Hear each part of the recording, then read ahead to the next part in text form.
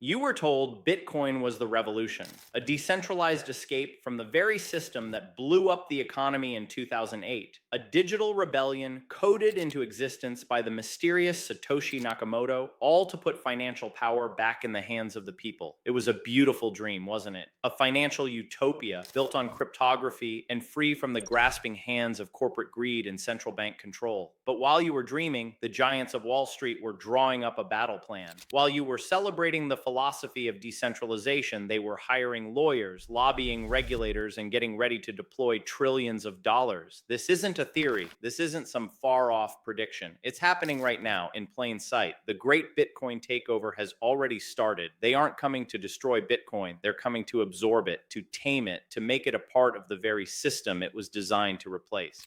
And in this video, we're going to expose exactly how they're doing it, who's pulling the strings, and what it means for the future of your crypto. The game has changed. The only question is, will you adapt? For over a decade, Bitcoin was on the fringes of the financial world. It was mocked by CEOs, dismissed by economists, and demonized by the media. Wall Street wanted nothing to do with it, or so they told us. Publicly, the heads of major banks called it a fraud, an asset for criminals. Privately, they were building entire divisions to understand and eventually capture this new digital frontier. Their biggest obstacle wasn't technology, it was one powerful barrier: the US Securities and Exchange Commission. The SEC stood as the gatekeeper, denying every single attempt to create a spot Bitcoin ETF. For years, applications from firms like Grayscale and the Winklevoss twins were shot down. The official reasons were always concerns over market manipulation and investor protection, but the subtext was clear. The traditional financial system wasn't ready to let this wild, untamed asset into its walled garden. That rejection was, weirdly enough, a shield for the original crypto world. It kept the biggest pools of money on the sidelines. It forced Bitcoin to grow organically through a community of believers and early investors. It preserved the chaos, the volatility, and the spirit of a truly alternative system. But Wall Street is patient, and it is powerful. It doesn't give up, it just changes tactics. Instead of smaller, crypto-native firms leading the charge, the true titans of finance stepped onto the battlefield. Leading the charge was BlackRock, the world's largest asset manager, a firm that manages trillions of dollars. When BlackRock talks, governments listen. When they move, markets tremble. And in mid-2023, BlackRock filed its own application for a spot Bitcoin ETF. That was the moment everything changed. This wasn't just another application. This was the king of Wall Street demanding to be let in. The political and financial pressure became immense. Suddenly, the SEC's long-standing arguments started to sound flimsy. Concerns that were once deal breakers became mere details to be ironed out. By January 2024, the floodgates didn't just open, they broke. The SEC approved not one, but 11 spot Bitcoin ETFs, including BlackRock's iShares Bitcoin Trust, IBIT, and others from household names like Fidelity and ARK Invest. The media called it a huge victory for crypto. Bitcoin is finally legitimate, the headlines screamed. But what was it really? It was a Trojan horse, a beautifully constructed gift delivered to the gates of the crypto world, promising easy access and tons of money. Investors celebrated, thinking they had finally won. But inside that gift was an army of institutional capital, armed with algorithms, high frequency trading bots, and derivative products so complex they make your head spin. The ETF wasn't a bridge that let crypto into Wall Street, it was a bridge that let Wall Street invade crypto. It gave them a regulated, sanitized, and incredibly simple way for trillions of dollars from hedge funds, pension plans, and everyday stock market investors to get exposure to Bitcoin without ever having to touch it. No digital wallet, no private keys, no clue about the peer-to-peer network. They could just buy a ticker symbol, IBIT, FBTC, ARKB, right next to their shares of Apple and Amazon. It was the perfect vehicle for the takeover. It funneled the raw, disruptive power of Bitcoin into a familiar, controllable package, a product that Wall Street understood, regulated, and most importantly, could profit from by charging fees. The gates were torn from their hinges. The invasion had begun. The launch of the spot Bitcoin ETFs in January 2024 wasn't a quiet trickle. It was a tidal wave of capital, a shock and awe campaign of buying pressure that the market had never seen before. What happened next defied even the most bullish predictions and showed us the sheer power of the money that had been waiting on the sidelines. Let's talk about the numbers because they are staggering. In the world of finance, these figures represent overwhelming market-moving power. Bitcoin's code is beautifully simple. Only around 900 new Bitcoins are created each day through mining. After the halving in April 2024, that number was cut in half, making the new supply even tighter. This predictable scarcity is the bedrock of Bitcoin's value. But what happens when a new source of demand shows up that is so hungry it makes the new supply look like a drop in the ocean? That's exactly what the ETFs created. In the weeks and months after they launched, the demand from these new Wall Street products started to systematically overwhelm the new supply of mined Bitcoins. On some days, the net inflows into these ETFs were buying 5, 10, even 12 times the amount of new Bitcoin being created. Let that sink in. For every one new coin being mined, Wall Street was buying 12. The undisputed leader of this charge was BlackRock. Its iShares Bitcoin Trust, IBIT, became a black hole for Bitcoin. The fund set records, becoming one of the fastest growing ETFs in history. By late 2025, reports showed BlackRock's IBIT alone had vacuumed up around 300,000 to 350,000 BTC. That represents a colossal accumulation of the asset in an incredibly short time. And BlackRock wasn't alone. It was just one of a fleet of 11 ETFs, all competing to accumulate as much Bitcoin as they could. By late 2025, data showed that all US listed spot Bitcoin ETFs combined held somewhere between 900,000 and 1 million BTC. That's nearly 5% of the total 21 million Bitcoin that will ever exist. Think about that. In less than 2 years, a handful of Wall Street firms, through a single product, took control of a huge chunk of a supposedly decentralized global asset. This relentless buying had a dramatic effect on the price. After an initial dip, Bitcoin began a meteoric climb. In March 2024, it shattered its previous all-time high, surging past $73,000. The bull run continued, and by the fall of 2025, Bitcoin was trading at dizzying new heights, hitting prices around $110,000 in some markets. This wasn't a retail-driven mania like in 2017 or 2021. The on-chain data told a different story.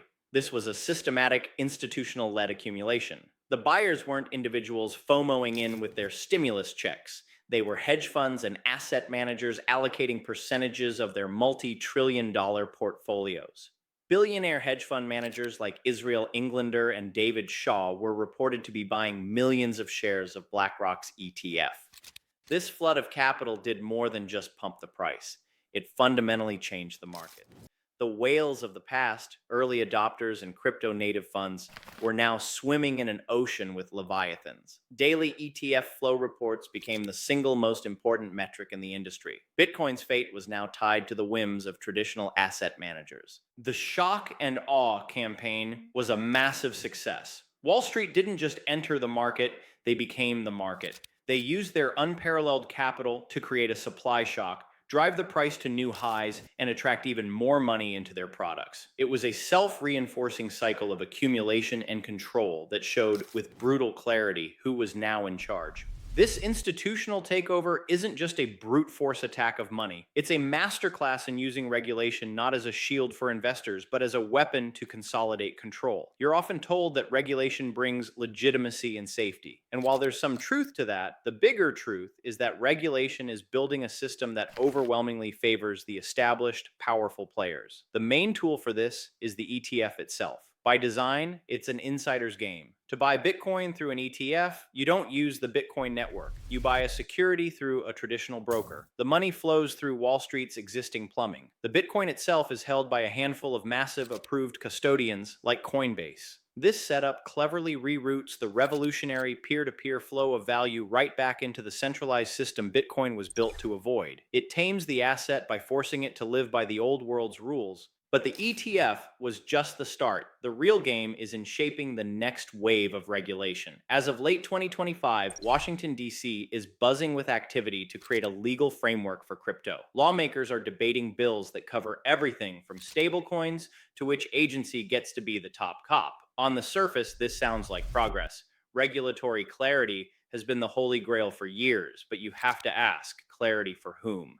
The laws being drafted are incredibly complex, and they're being heavily influenced by lobbyists from the very financial giants that are now the biggest players in the space. Take the discussions around stablecoins, the lifeblood of the crypto economy. Proposed frameworks often suggest that only federally insured banks could issue compliant dollar backed stablecoins. What does this do? It potentially kicks the innovative crypto native companies that built the industry to the curb and hands the keys to the multi-trillion-dollar stablecoin market directly to the banks. It's a classic case of regulatory capture, where the rules are written by the powerful to keep their power. We've also seen a strategic shift from regulators. With a more pro crypto stance from the administration in 2025, there's been a noticeable move to create a friendlier environment for these large institutions. For instance, the SEC got rid of Staff Accounting Bulletin 121, a rule that made it hard for big banks to act as crypto custodians. This seemingly small accounting change was a massive win for the banks, clearing a key barrier to the lucrative custody market. So, what's the goal here? It seems to be two things. First, to create a regulatory moat around the crypto industry. The cost and complexity of complying with these new bank like regulations will be staggering. For a small startup, it could be a death sentence. For a multi-trillion-dollar firm like BlackRock, it's just the cost of doing business. This moat locks out the competition and ensures the future of digital finance will be controlled by the incumbents. Second, the regulatory push is about domesticating Bitcoin and tying it to the US dollar. Policy discussions in 2025 have even identified promoting dollar backed stablecoins as a key objective to protect the dollar's global status. By forcing the main on ramps and off ramps for crypto to be dollar denominated and run by US regulated companies, the system ensures that even this new digital world ultimately answers to American financial power. The revolution is being nationalized. This isn't an accident, it's a deliberate strategy. While the crypto community was fighting ideological battles on Twitter, Wall Street was in Washington, shaping the laws that will govern the next century of finance. They aren't just playing the game, they are rewriting the rulebook in their favor.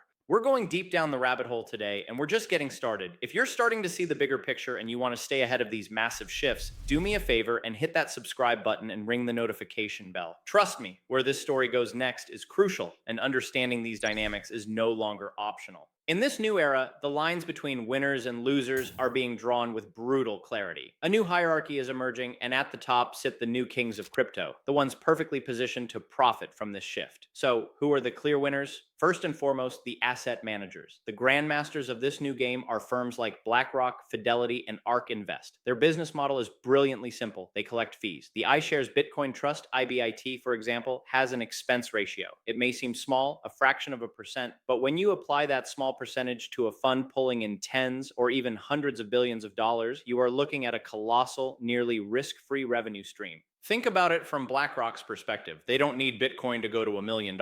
They just need to be the main way people invest in it. Whether the price goes up or down, they collect their management fee. They've successfully made themselves the middlemen, the toll booth on the institutional highway into Bitcoin.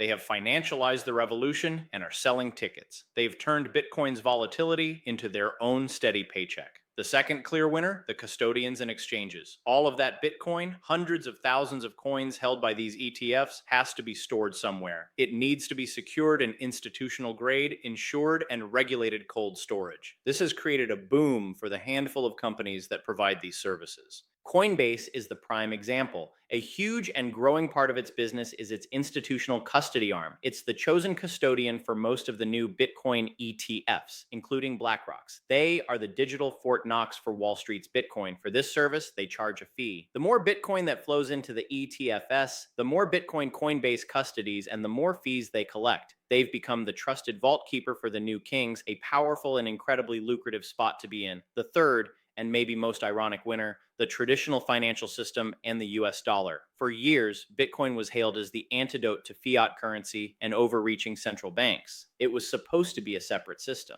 But the institutional takeover is doing the opposite. It's pulling Bitcoin right back into the orbit of the legacy system. How? Because the entire institutional framework is built on the dollar. You don't buy shares of IBIT with Bitcoin, you buy them with US dollars. When you sell, you get US dollars. The fund's performance is measured in US dollars. This entire multi-billion-dollar ecosystem operates as a subledger within the US dollar system. This has a profound effect. Instead of challenging the dollar's dominance, it may actually be reinforcing it. It turns Bitcoin into just another dollar denominated asset like stocks or bonds that can be traded within the existing financial plumbing. It strips Bitcoin of its power to be a truly independent form of money. The very act of wrapping Bitcoin in these traditional products domesticates it, making it subservient to the currency it was meant to challenge. The new kings aren't winning by adopting Bitcoin's ethos. They're winning by forcing Bitcoin to adopt theirs. They aren't joining the revolution. They are absorbing it and selling it back to you in a package they control for a fee. Every conquest has casualties. As the new kings take their thrones, a shadow falls over the very people and principles that built Bitcoin. This whole mainstream adoption thing comes at a steep cost, and that cost is being paid by the forgotten army of early believers, retail investors, and the core philosophy of the network itself. So who loses in this new world order? The first and most tragic casualty, the decentralization dream. Bitcoin was born from a cypherpunk vision of a peer-to-peer electronic cash system. The keywords are peer-to-peer. It was designed so no single entity, no government, no bank, no CEO could control the network. Your wealth was meant to be truly your own, secured by your private keys, with no middleman needed. So we have to ask the hard questions. Is the network still truly decentralized when a handful of Wall Street firms can influence a market where they control products holding nearly 5% of the entire supply? Is it a peer-to-peer system when most of the new money flows through centralized brokerage accounts and is held by a few big custodians? The concentration of ownership is a direct threat to Bitcoin's philosophy. While these firms don't control the protocol today, their immense influence over price and their sway with regulators gives them a level of power Satoshi Nakamoto likely never imagined. The dream of a truly separate financial system is fading, replaced by a hybrid where the old rulers simply have a powerful new asset on their balance sheets. So who's next on the list? Sadly, it's the retail investor. For a decade, the playing field in crypto, while chaotic, was pretty level. An individual in their basement could buy and hold the exact same asset as a hedge fund. The secrets were on message boards, not in closed door meetings. This allowed for life changing wealth to be built by people who just did their homework. That game is over. The retail investor is now competing directly with the most sophisticated, well-capitalized players in history. These institutions operate on time horizons of decades, not months. They have complex derivatives to hedge their bets. They have armies of analysts and direct lines to policymakers. By late 2025, US firms and ETFs had methodically piled tens of billions of dollars worth of Bitcoin onto their books, playing a completely different game. Public companies alone now hold nearly 2% of Bitcoin's total supply in their treasuries. The average person is no longer an early adopter in an undiscovered country. They're a tourist in a land colonized by corporate empires. Finally, the third thing we lose is the very volatility that made Bitcoin so revolutionary. That might sound strange. Isn't volatility bad? For a stable currency, yes. But for a revolutionary asset, volatility is a feature, not a bug. It was the wild price swings that created the opportunity for massive gains. It was the volatility that signaled Bitcoin was a truly untamed asset, separate from the old financial world. As institutional money pours in, the goal is to de-risk and stabilize the asset. Large players want predictable, steady growth, not 80% drops.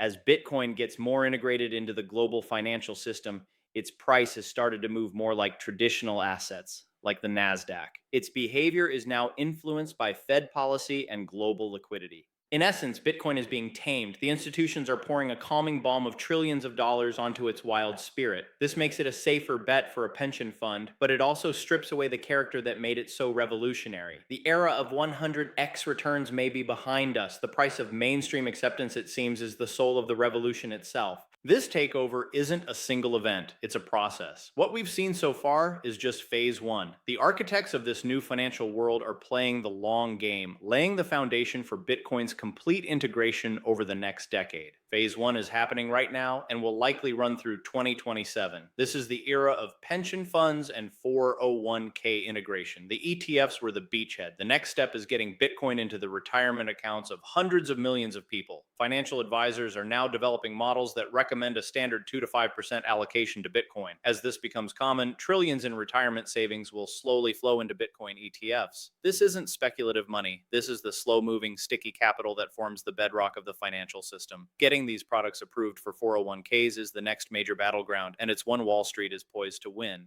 Phase two, probably from 2028 to 2030, will be about corporate treasury expansion and global competition. Michael Saylor's microstrategy, once seen as a radical experiment, is now the blueprint. With regulated products like ETFs available, it's far easier for a CFO to justify a Bitcoin allocation as a hedge against inflation. This trend is set to accelerate from the nearly 2% of supply that public companies already hold. Then comes the 2028 halving, which will once again slash the new supply of Bitcoin just as institutional FOMO could be hitting a fever pitch. We'll also see Europe and Asia launch their own Bitcoin products, creating a global race among institutions to secure a piece of the finite 21 million supply. Phase 3, from 2030 and beyond, is where Bitcoin moves from being a passively held asset to becoming part of the plumbing of the financial system. This is the end game. Institutions won't just hold Bitcoin, they will need it to power their operations. Bitcoin will be used as collateral for loans, as a settlement layer, and as the reserve asset for tokenized real world assets. Once Bitcoin is that deeply embedded,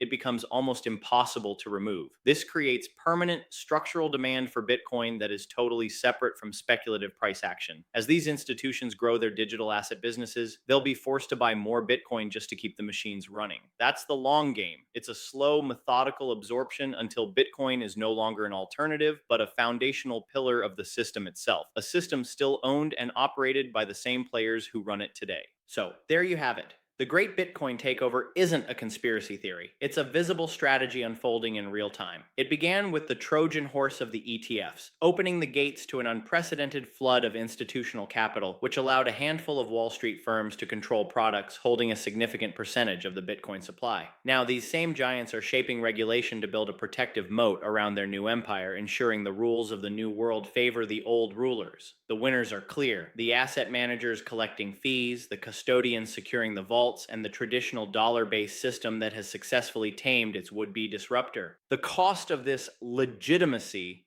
is the very soul of Bitcoin. The dream of a decentralized peer-to-peer system is being replaced by a centralized fee-driven business. The level playing field for the retail investor has been tilted in favor of the largest financial giants on earth, and the revolutionary chaos that defined Bitcoin is being smoothed out, turning it into just another asset in a Wall Street portfolio. The dream of Bitcoin as a separate system may be over, but the story of Bitcoin as a global financial asset is just beginning. The battle for Bitcoin's soul might have been lost, but its role on the world stage is now larger than ever. The question is no longer if you will participate, but on whose terms. So, what do you think? Is this the natural evolution of Bitcoin into a mature asset, or is it the tragic end of the revolution? Let me know your thoughts in the comments below. And if you found this breakdown valuable, please subscribe for more deep dives into the forces shaping our financial future.